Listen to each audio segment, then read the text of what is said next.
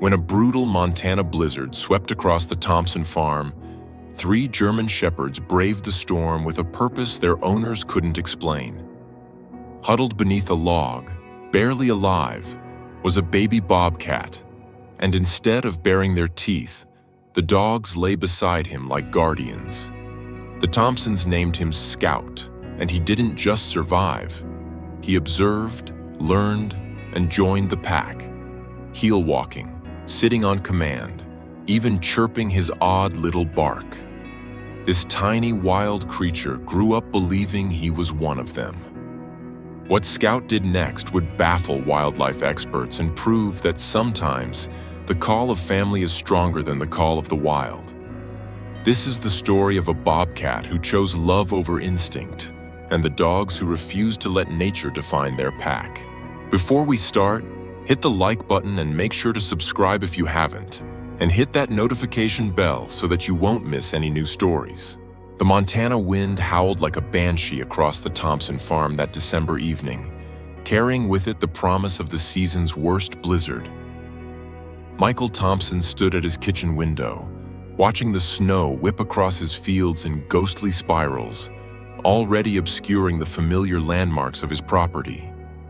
At 62, he'd seen plenty of Montana winters, but this one felt different.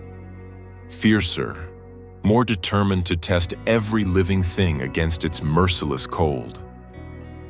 "Dad, look," his daughter Luna called from the mudroom, pulling on her heaviest winter boots. At 28, Luna had inherited her father's stubborn streak and her mother's compassionate heart. "Ranger keeps pacing by the door. I think he hears something out there."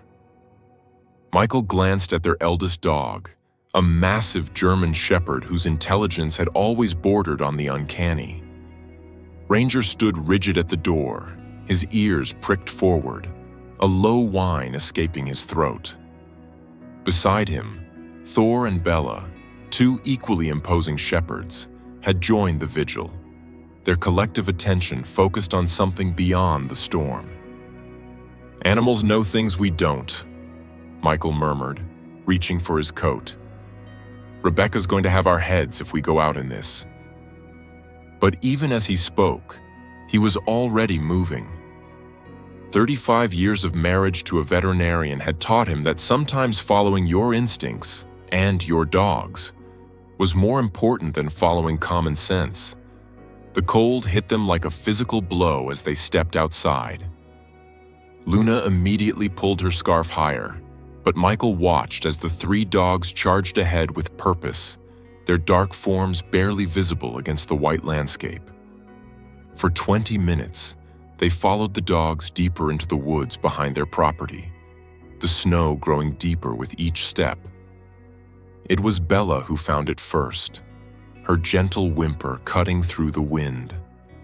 There, curled beneath a fallen log, was a small bundle of tawny fur, so still that at first Michael thought they'd found a discarded coat. But as Luna knelt beside it, brushing away the snow, they realized what they were looking at. "Oh, Dad," Luna breathed, her voice breaking. "It's a baby bobcat." The kitten was impossibly small, no bigger than a house cat, its spotted fur matted with ice. Its breathing was so shallow it was barely perceptible, and when Luna gently touched it, the tiny creature didn't even respond. In any other situation, Michael would have known better than to interfere with wildlife. But watching his 3 dogs form a protective circle around the dying kitten, their bodies blocking the wind and their behavior unusually gentle, he found himself making an exception. What happened next defied everything Michael knew about his dogs. Rather than their typical aggressive posturing around wild animals, all 3 shepherds lay down in the snow, creating a living windbreak. Ranger, the alpha of their pack, carefully licked the kitten's matted fur while Thor and Bella pressed their warm bodies closer. "I don't understand it," Luna whispered, awe evident in her voice. "They should be seeing this as prey." Michael shook his head, equally puzzled. 30 years I've had shepherds, and I've never seen anything like this. He made a decision that would change all their lives. Let's get it home to your mother. The journey back to the house was treacherous, with Luna cradling the nearly lifeless kitten inside her coat, while Michael guided them through the storm. The dogs flanked them like bodyguards, never straying far from their fragile charge. Rebecca Thompson had just finished her evening rounds at the veterinary clinic when her family burst through the door in a whirlwind of snow and chaos. At 58, she'd built a reputation as one of Montana's most skilled veterinarians. But she'd also learned to expect the unexpected when it came to her husband and daughter's rescue attempts. "Please don't tell me you went out in this storm to..." she began, then stopped as Luna carefully opened her coat to reveal the tiny bobcat. Rebecca's professional instincts kicked in immediately. "Kitchen table. Now Luna, get my emergency kit from the clinic room. Michael, warm some towels in the dryer." For the next 2 hours, Rebecca worked with methodical precision, checking vital signs, treating hypothermia, and administering fluids. The kitten was severely dehydrated and undernourished, clearly separated from its mother for days. As she worked, the 3 dogs maintained their vigil, lying in a semicircle around the kitchen table, never taking their eyes off the patient. "I'll be honest," Rebecca finally said, her hands still gentle on the kitten's frail body. "I don't think it's going to make it through the night. It's too young, too weak. The hypothermia alone should have killed it hours ago." But Michael watched as Ranger, without any command, carefully took the warm towel in his mouth and placed it next to the kitten. The gesture was so deliberately tender that it brought tears to Luna's eyes. "Maybe it doesn't know that," Michael said quietly. They set up a makeshift pen in the living room with heat lamps and soft blankets. Rebecca had done everything medically possible. Now it was up to the kitten's will to live. As the family prepared for bed, the dogs once again arranged themselves around the pen, their body heat adding to the artificial warmth. Michael woke at dawn to an unprecedented sound. Ranger was whimpering with joy.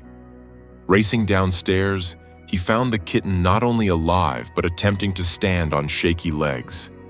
The 3 dogs were beside themselves with excitement, their tails wagging furiously as they watched their tiny charge take its first tentative steps.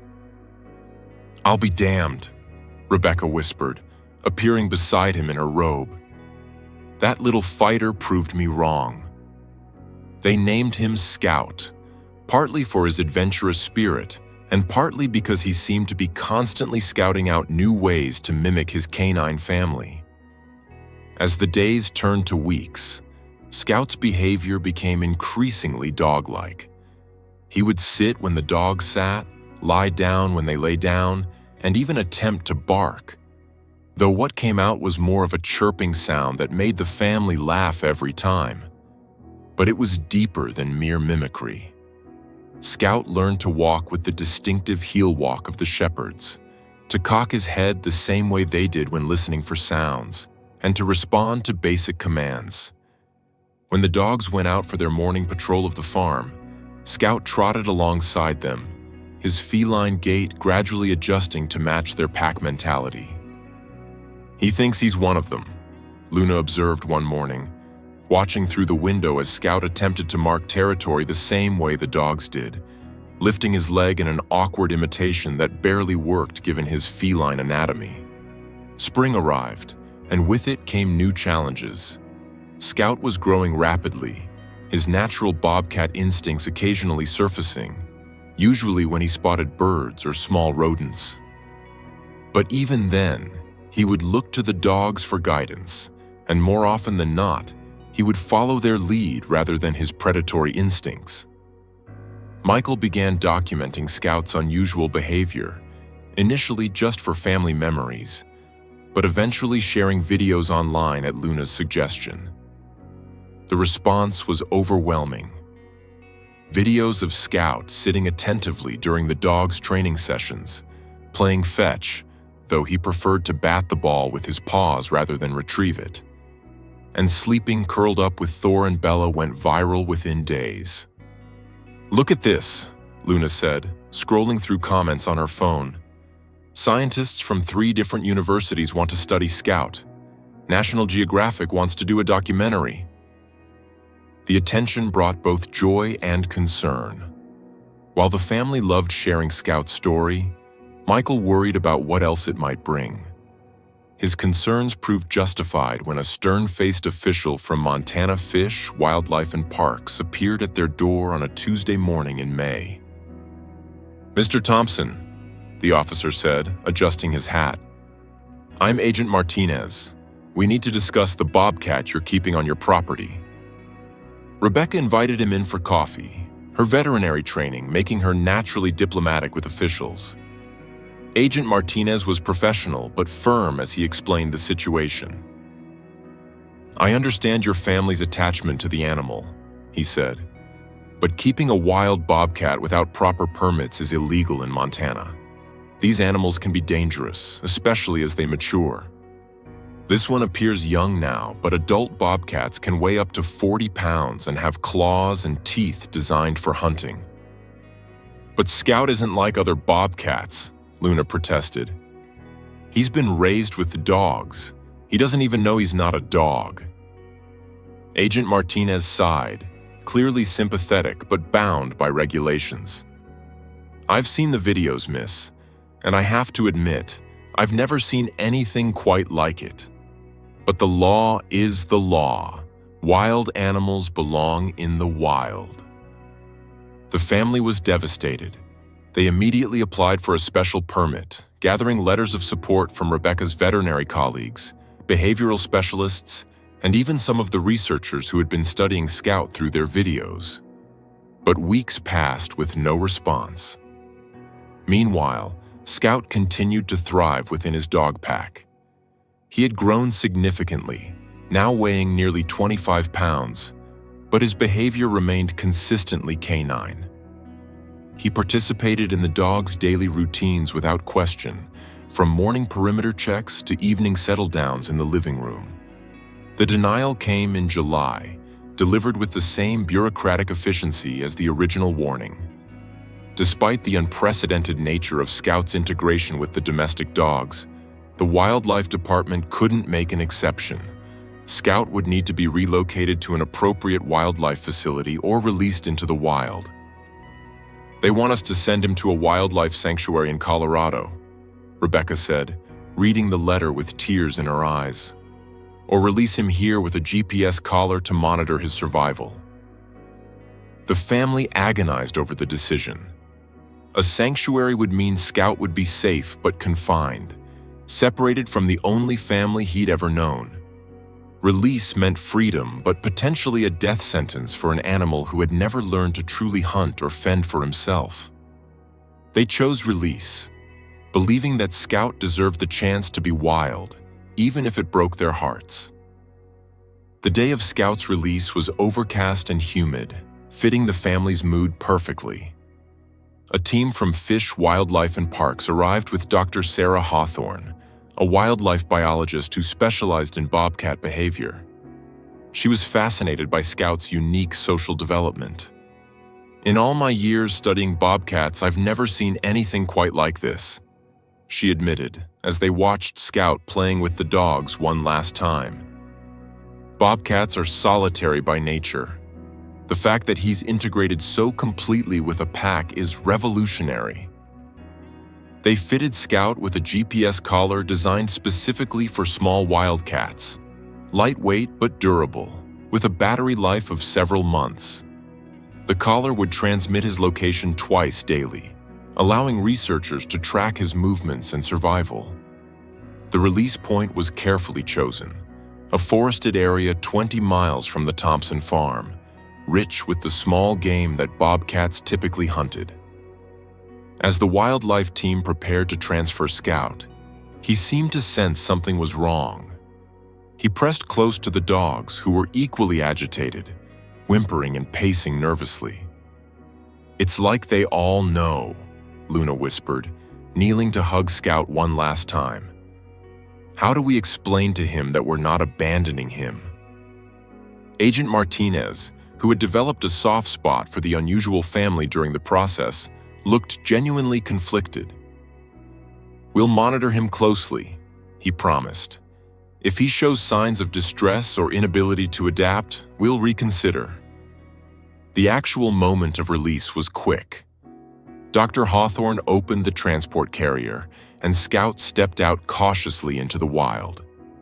For a moment, he stood frozen, looking back at the family and the dogs. Then, with what seemed like resignation, he walked into the underbrush and disappeared. The first week was agony. The GPS reports showed Scout moving very little, staying within a small area near the release point. Rebecca checked the tracking website obsessively, her veterinary expertise making her worry about everything from dehydration to depression. "He's not moving enough," she said, pointing at the computer screen. "Look, he barely traveled a quarter mile yesterday." But on the 8th day, something changed. Scout began to move with purpose, and to everyone's amazement, he was heading home. Not wandering randomly, not following game trails, heading directly toward the Thompson farm with a precision that baffled the wildlife experts. Dr. Hawthorne called them daily with updates, her scientific excitement barely contained. "This is extraordinary," she said during one call. "He's covering 10 to 15 miles a day, navigating terrain he's never seen before, and maintaining a remarkably straight line towards your location. It's as if he has an internal GPS pointing home." The journey took Scout over 2 weeks.